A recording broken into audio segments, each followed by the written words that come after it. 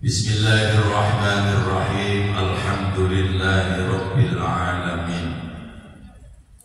Wal aqibatu lil muttaqin wa la udwana illa 'alal zalimin. Asyhadu an la ilaha illallah wahdahu la syarika lah. Al-Malikul Haqqul Mubin. Wa asyhadu anna sayyidana wa nabiyyana Muhammadan abduhu wa rasuluh shadiqul wa'dil amin. Allahumma salli wa sallim wa barik ala abdika wa rasulika habibina wa syafi'ina wa qurrati a'yunina sayyidina wa maulana Muhammadin sallallahu alaihi wasallam wa ala alihi wa ashabihi ajma'in. Qalu subhanaka la ilma lana illa ma 'allamtana innaka antal alimul hakim. Wa tub 'alaina innaka antat tawwabur rahim. Wa la haula wa la quwwata illa billahil aliyyil 'azim. Amma ba'd. Para bapak, para ibu, jamaah majelis zikir wa ta'lim keluarga Sakinah Masjid Membangun Falah. Sedaya kemawon ingkang tansah kawula mulyakaken, mugi kita sedaya tansah pinaringan rahmatipun Allah Subhanahu wa taala. Allahumma amin. Anjane donga niku nek kanggo dhuwit gak patek nemen kami. Baru nek donga rada-rada anggo dhuwit niku amine biasane banget. Donga katanya anggo dhuwit amine kinasike. Gak patek semangat banget. Alhamdulillah, kita muji syukur dan dengar dalam Allah Ta'ala. Pagi hari ini kita ditakdirkan oleh Allah untuk bisa bertemu kembali, bisa bermuajah, bisa bertatap muka dalam keadaan sehat walafiat, tetap iman, tetap Islam, kelawan ridhanipun Allah Ta'ala. Allahumma amin. 3 bulan gak ketemu blas. Alhamdulillah diparingi Gusti Allah urip kabeh. Gitu. 3 bulan gak ketemu blas, sing 2 bulan kepengker nika pas kula boten saged. Terus sing wingi pas nyarengi khol Gresik, gitu. Alhamdulillah sakniki jin saged ketemu. Pramila sareng-sareng mimiti majelis dengan bersama-sama menghadirkan rasa syukur kita kehadiran Allah Subhanahu wa taala. Pertama kali kita hadirkan rasa syukur itu dengan untayan kalimat alhamdulillah. Tentu tidak berhenti hanya sampai di kalimat alhamdulillah yang kita ucapkan dengan lisan kita, tapi rasa syukur kita kepada Allah Subhanahu wa taala patut untuk kita implementasikan, kita wujudkan secara nyata melalui setiap perilaku sepak terjang kita. Kita usahakan seluruh nikmat yang Allah berikan kepada kita, kita pergunakan semaksimal mungkin untuk melakukan ketaatan, menjalankan kebaikan-kebaikan sesuai dengan tuntunan Allah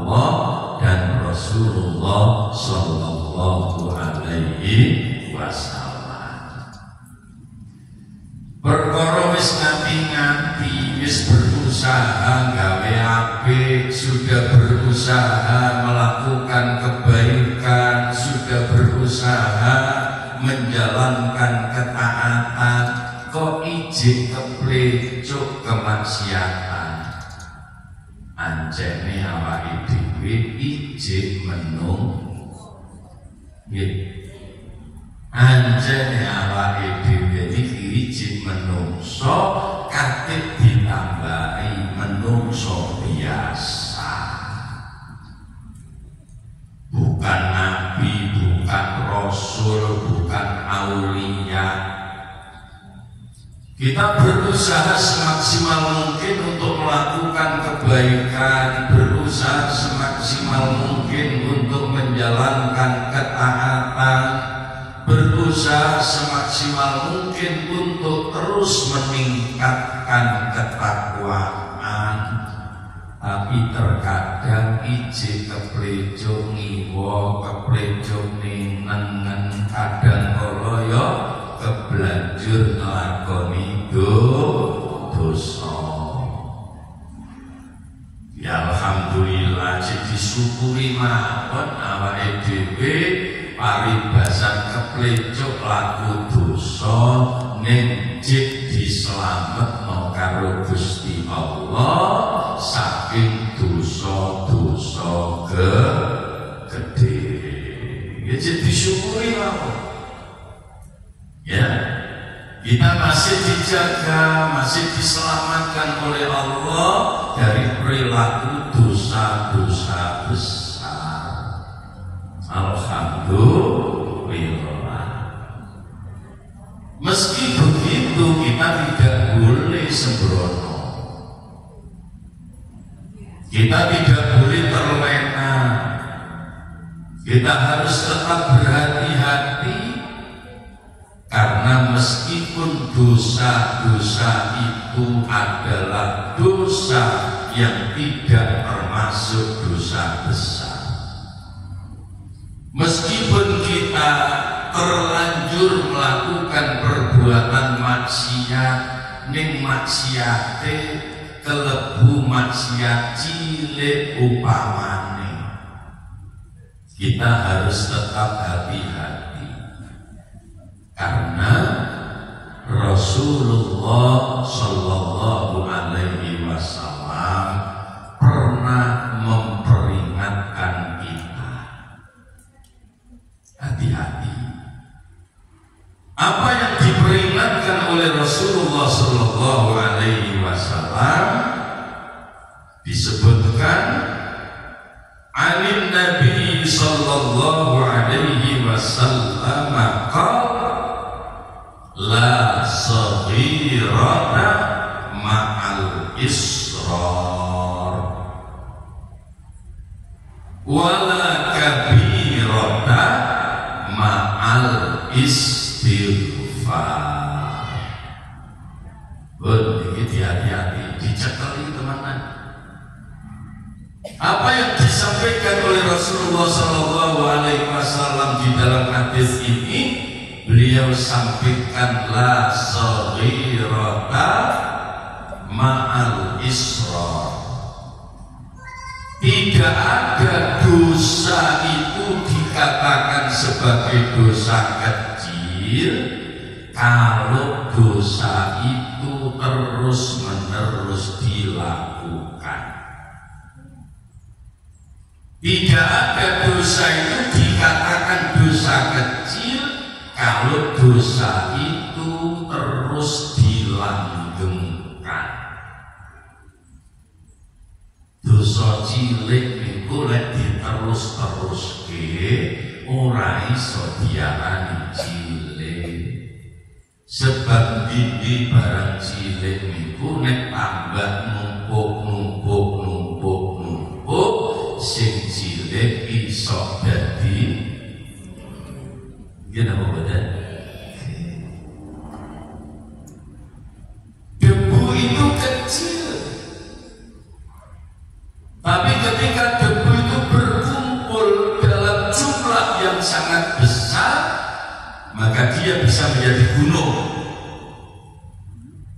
Debu yang kita sepelekan, yang kita remehkan, yang kita anggap kecil, ketika dia berkumpul dalam jumlah yang besar, maka dia pun bisa menjadi gunung. Kalau takok, gunung itu gede napa cilik? Sing ngomong cilik sapa? Ya gunung itu ya gede, sak cilik-cilik gunung ya tetap gede. Gunung yang sebesar itu ternyata adalah kumpulan dari butiran-butiran debu yang menyatu dalam jumlah yang sangat banyak, akhirnya jadilah gunung. Gak jauh beda dengan dosa. Mulane ojo ngremehno dosa cilik. Jangan pernah meremehkan dosa kecil, karena hakikat dosa kecil itu tidak akan pernah bisa disebut kecil kalau dosa itu terus-menerus dikerjakan. Oke, hati-hati. Yang paling sering sing rontok kulino bakas wong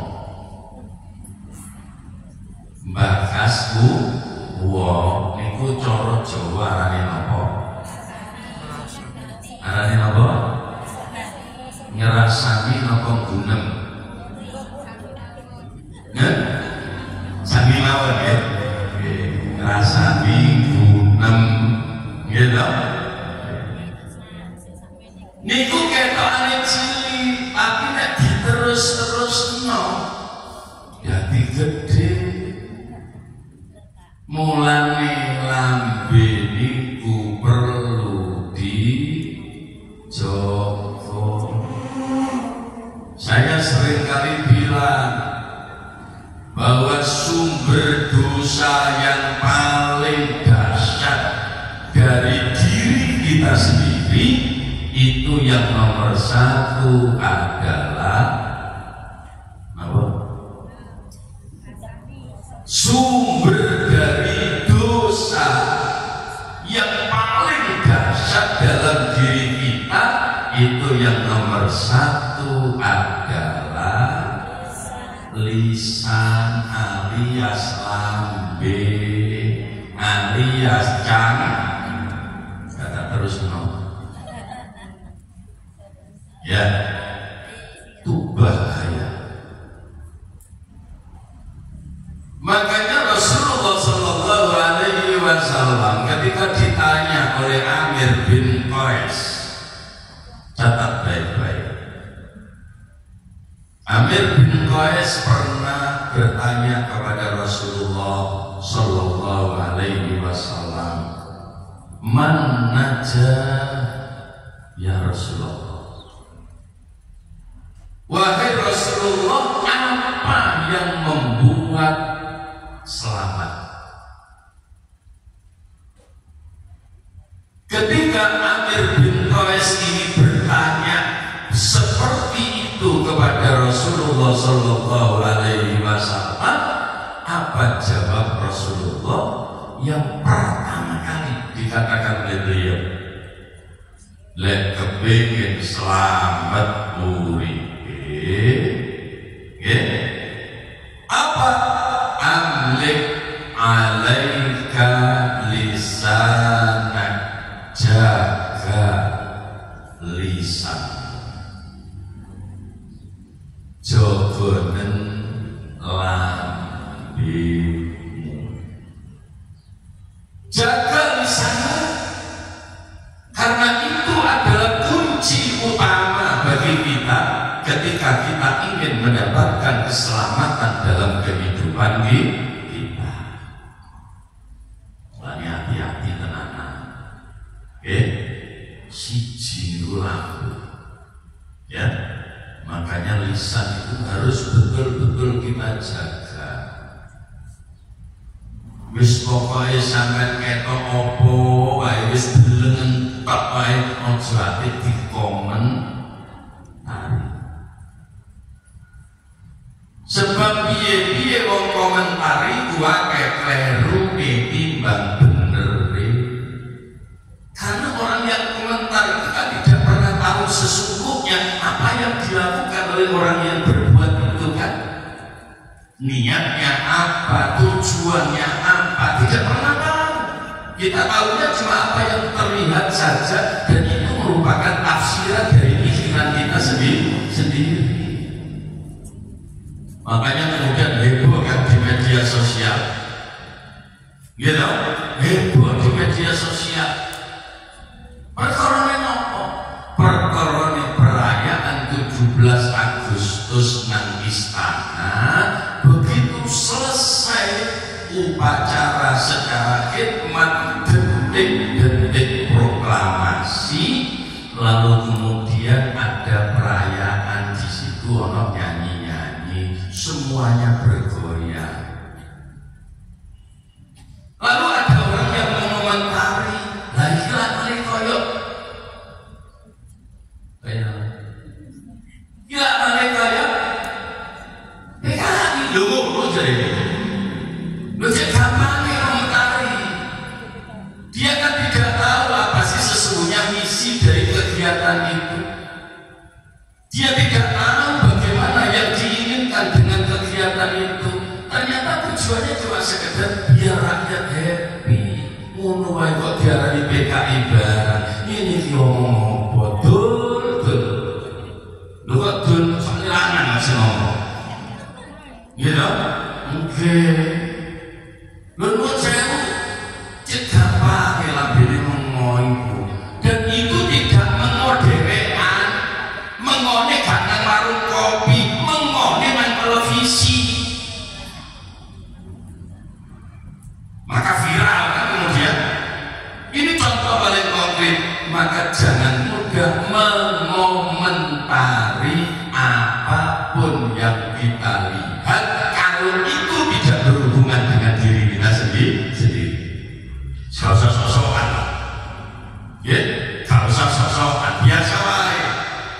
Ya, ini harus saya ceritakan, bukan untuk menjatuhkan atau mendiskreditkan, tapi untuk memberikan pembelajaran khususnya kepada kita. Jangan mudah mengomentari orang lain. Ojo saketoke moto lambene meng. Ya paham ya. Ya paham ya.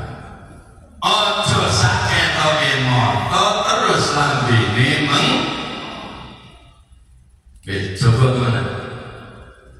Maka pesan Rasulullah kalau ingin selamat, amlik alaika lisanak, jaga lisanmu. Kira-kira jaga lambene gampang napa angel? Hah? Sing gara angel ku apa ni? Tak takok jam ya. Hah? Lu sampe tak takoki jaga lambene ku gampang napa angel? Sampe jawab angel. Lu sing gara angel ku apa?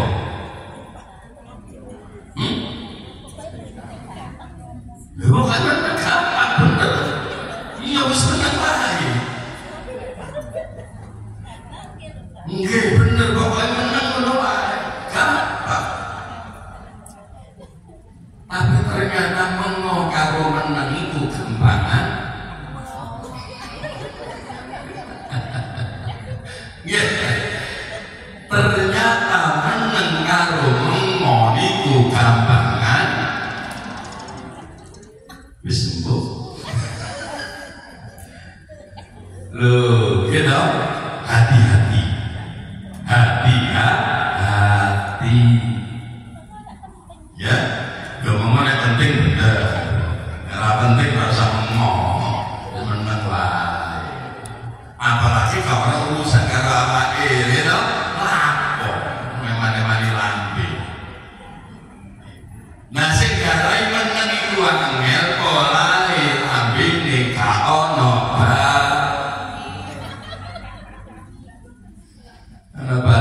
semangat sampai insyaallah.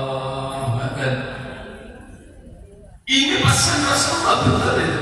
Ketika ditanya ya Rasulullah, man najah, apa yang bisa menyelamatkan itu ya Rasul? Pertama beliau katakan amlik alaika lisan. Ya. Walaupun ini kelihatannya kecil, walaupun ini kelihatan sepele, guneng wong iku enteng, ngrasani wong ku yo enteng, ngomentari perkara ku yo enteng, tapi nek diterus-terusno dadi abot. Maka jangan pernah meremehkan dosa sekecil apapun dosa itu. Sementara kita seringkali tidak seperti itu. Allah dosa cilik atau endel, gitu. Enteng muni-muni. Apa meneh terus gawe dalil bisa. Ah, dosa cilik kok kudu ilang-ilang dhewe kementus. Kaya rupa yang dosa. Lha ngono lho. Iki penting panjenengan kali kula iki penting hati-hati. Penting hati-hati. Karena Rasulullah jelas menyatakan dosa kecil itu tidak boleh diremehkan, karena sesungguhnya tidak ada yang disebut dosa kecil kalau dosa itu terus-menerus dilakukan. Tidak ada yang dikatakan dosa kecil kalau dosa itu terus-menerus dikerjakan. Understand? Yes, itu ya dilakoni.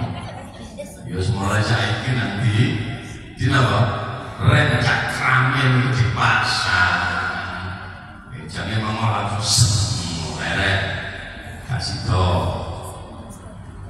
Ada. Ya. Kemudian yang kedua apa? Yang kedua kata Rasulullah sebaliknya apa itu? Wala kabirata ma'al istighfar. Tidak ada yang disebut dosa besar kalau dosa itu segera dimintakan ampunan kepada Allah. Loh kok enak? Ya Gusti Allah itu kan Ghafurur Rahim. Ngoten lho. Asal sungguh-sungguh loh ya. Rasulullah yang mengatakan wala kabirata. Tidak ada dosa yang disebut besar ma'al istighfar jika dosa itu segera dimintakan pengampunan kepada Allah. Mulane istighfar itu penting. Istighfar itu penting. Apa istighfar itu? Aku tak tahu. Apa istighfar itu? Minta pengampunan. Jangan salah ya. Istighfar itu apa? Istighfar itu minta pengampunan.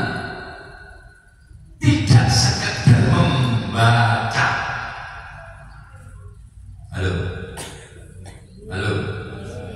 Kita nggak boleh rada pedot ini. Di telepon kayaknya belajar. Halo.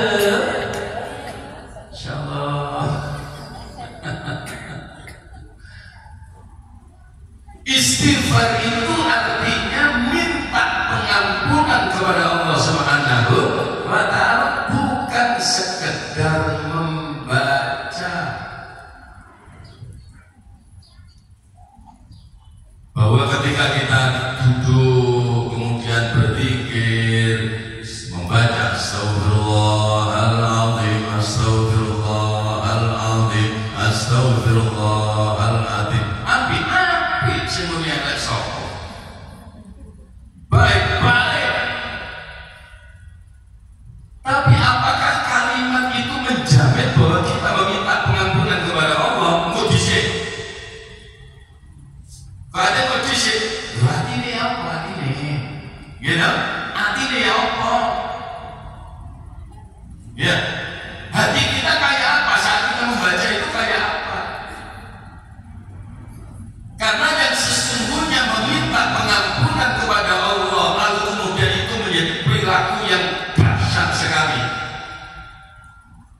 Minta pengampunan kepada Allah itu menjadi perilaku yang dahsyat sekali. Kenapa? Karena kita mengakui, ngakoni dosane awake dhewe.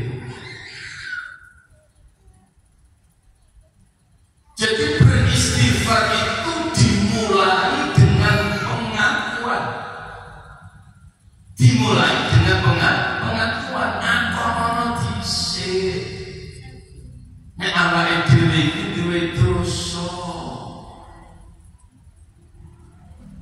Setelah kita mengakui bahwa kita itu punya dosa, lalu kita menyesali. Getun tenan wis kadung nglakoni dosa, ya Allah, jenengan sepuro tangisi. Maka itu kemudian menjadi poin kedua yang disebut oleh Rasul menjawab pertanyaannya Amir bin Qais tadi, man naja ya Rasulullah, apa yang membuat kita selamat? Satu, amlik alaika lisanat yang tadi saya katakan. Kemudian yang kedua, wabaki ala khati'atik, tangisi kesalahanmu. Tangisilah dosamu.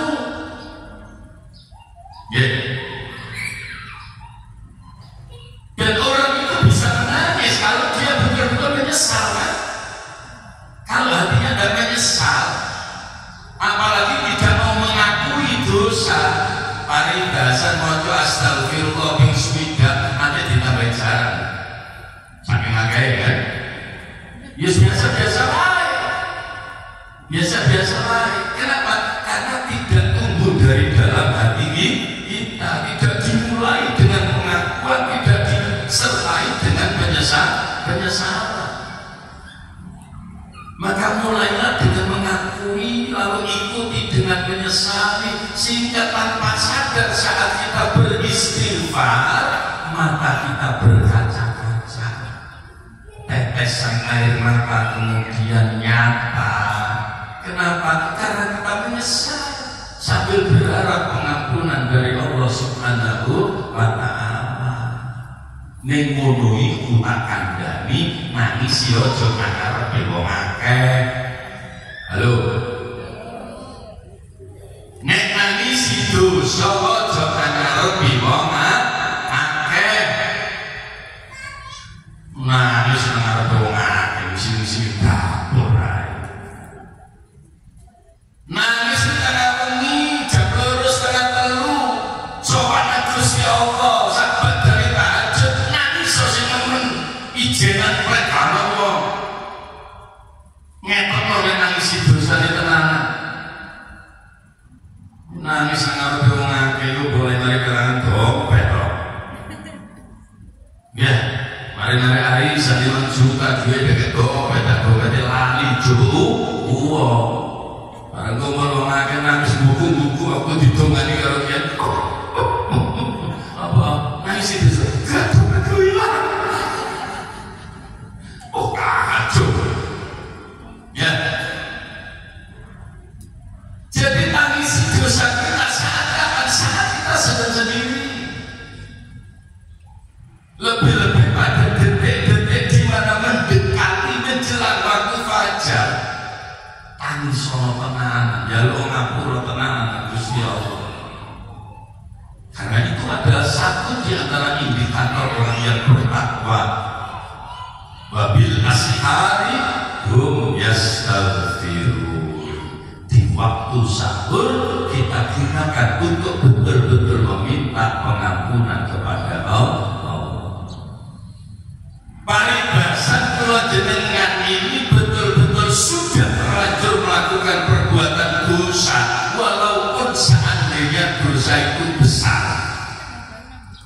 Tapi ketika kita mau mengakui, mau menyesali, lalu betul-betul minta pengampunan kepada Allah, maka dosa sebesar apapun masih jauh lebih besar pengampunan Allah Subhanahu wa Ta'ala. Sebesar apapun dosa kita, itu masih jauh lebih besar rahmatnya Allah Subhanahu wa Ta'ala. makanya yang tunggu kan matur Gusti Allah. Allahumma maghfiratuka awsa'u min dzunubina wa rahmatuka arja indana min a'malina. Ngono lho. Nggih. Apa itu? Kalau mau macam apa? Jangan apa? Badan. Alhamdulillah ngotot-ngotot kapan badan. Hah? Insyaallah. Matur nang Gusti Allah. Allahumma ya Allah, maghfiratuka pengampunanmu ya Allah. Awsa'u min dzunubina, lebih luas daripada dosa-dosa kami ya Allah. Maka kita kemudian minta pengampunan kepada Allah itu dengan optimis, dengan semangat, karena segede apapun dosa kita izin luwe jembar pangapurane Gusti Allah. Maka tepat sekali kalau Rasulullah mengatakan wala kabirata ma'al istighfar. Tidak ada dosa itu disebut dosa besar kalau dosa yang sudah terlanjur kita lakukan itu segera kita sertai dengan meminta pengampunan kepada Allah. Tentu urutane nek wis ngakoni dosa kemudian menyesalinya lalu meminta pengampunan kepada Allah Subhanahu wa Ta'ala, kunci yang terakhir ojo duwe niat baleni maneh. Ya, ojo duwe niat baleni maneh. Walladzina idza fa'alu fa'ishatan aw zalamu anfusahum dzakarullah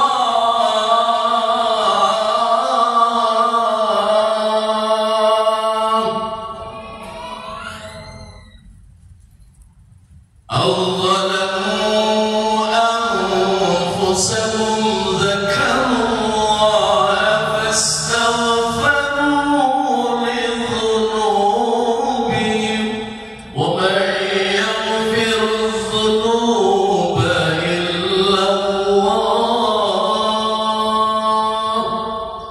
wa lam yusirru ala ma fa'alu wa hum ya'lamun.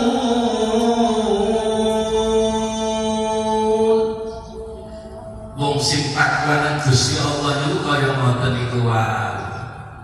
Wis kadung keblanjur nglakoni dosa. Sudah terlanjur menganiaya dirinya sendiri dengan berbagai macam beraneka ragam kemaksiatan. Saat kemudian diberi pertolongan oleh Allah, hatinya ingat kepada Allah, spontan dia meminta pengampunan kepada Allah, istighfar kepada Allah. Nek wis ngono duweni niat gak bakal baleni maneh. Jadi jangan sampai kita itu ngakune tobat tapi tibake tomat. Ya, ngakune tobat tibake tomat. Apa tomat? Sekarang tobat, besok kumat. Jenenge tomat. Saiki tobat menemben kumat. Ojo. Yuk dijaga. Wis muga-muga mawon barokah majelis ngaten iki nggih. Ati kula panjenengan dituntun kelawan hidayah Allah Subhanahu wa Ta'ala. Perilaku kita, sepak terjang kita, gerak-gerik kita mudah-mudahan dijaga dengan taufiknya Allah Subhanahu wa Ta'ala, sehingga apa yang kita lakukan betul-betul mengantarkan pada ridhonya Allah Subhanahu wa Ta'ala. Dosa-dosa yang terlanjur kita lakukan mudah-mudahan diampuni oleh Allah Subhanahu wa Ta'ala. Amin ya Rabbal alamin. Ini barangkali yang bisa saya sampaikan. Mudah-mudahan ada guna dan manfaatnya.